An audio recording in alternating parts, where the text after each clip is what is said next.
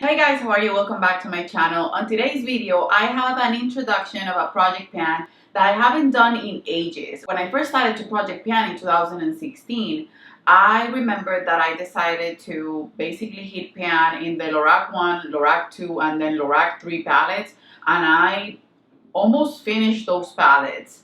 A few shades I finished, others, if I knew that I wasn't going to finish them, I passed them on to my sister-in-law, but I basically used them a lot. Today, I've been inspired by a few YouTubers, but mostly by Sophie Alexandra. She's doing a Pan That Palette project, and that for me is gonna be what I'm gonna start today. I'm not gonna start it in January because I want this project to be long term, and this palette is gonna take me a while to finish since I'm still gonna do my Franken palette, and since I'm still gonna do the Franken palette project, and I'm also gonna be doing the Level Up project pan that Sophie Alexandra created. I chose one palette today, and if you want to see the start of this project, this is gonna be basically to finish this palette completely. I just want it out of my collection because it's getting super old and it's also being neglected. So if you want to see the palette that I chose to finish, and I don't have an end to this project, then just keep on watching. Okay, you guys, so the palette that I chose is the Masterpalette by Mario.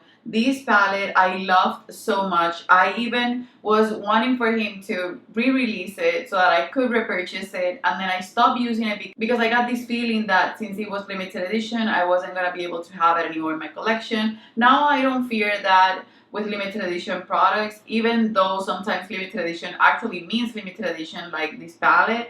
I just don't feel that way anymore about my makeup. If I have limited edition products, I will love them. And if I can get limited edition products, it has to be not because they're limited edition, but because I will use them. So this palette has a ton of love. And what I'm going to do is I'm going to put a picture on the screen of how the palette is looking on this introduction.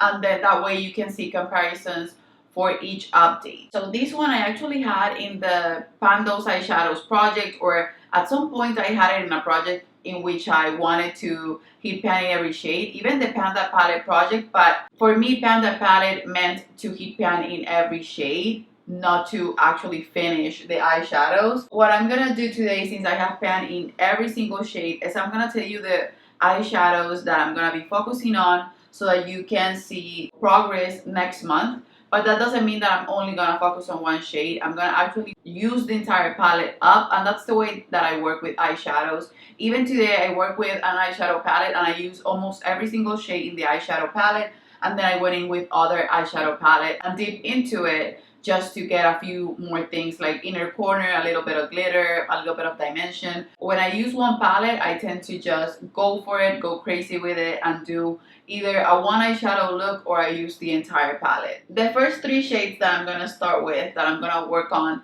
the hardest, are gonna be Paris, Marina, and Kim, because those are the ones with bigger pans in them.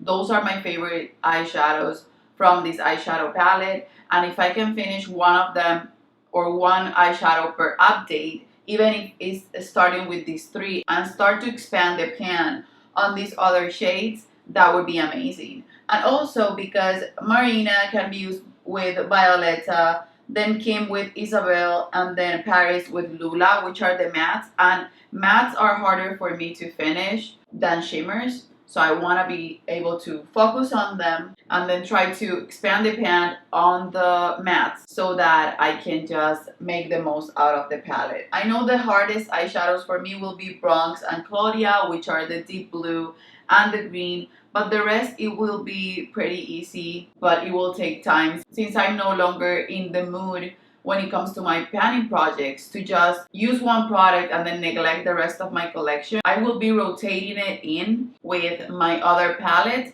and if I remember, I will try to film the looks. And if I use another palette with it, I will try to do like, okay, I'm using these two, and show you. I'm not gonna describe the looks because I do the looks as an artist. I never write down or remember how I did use some shades. I just use them. So I will show you the looks. I won't describe them, but I will of course show you updates. This will be a monthly project, and it's just what I want to do. I want to do updates monthly. So starting today, I decided to pan this palette. That's it for this introduction, you guys. I hope you guys will enjoy watching this progress.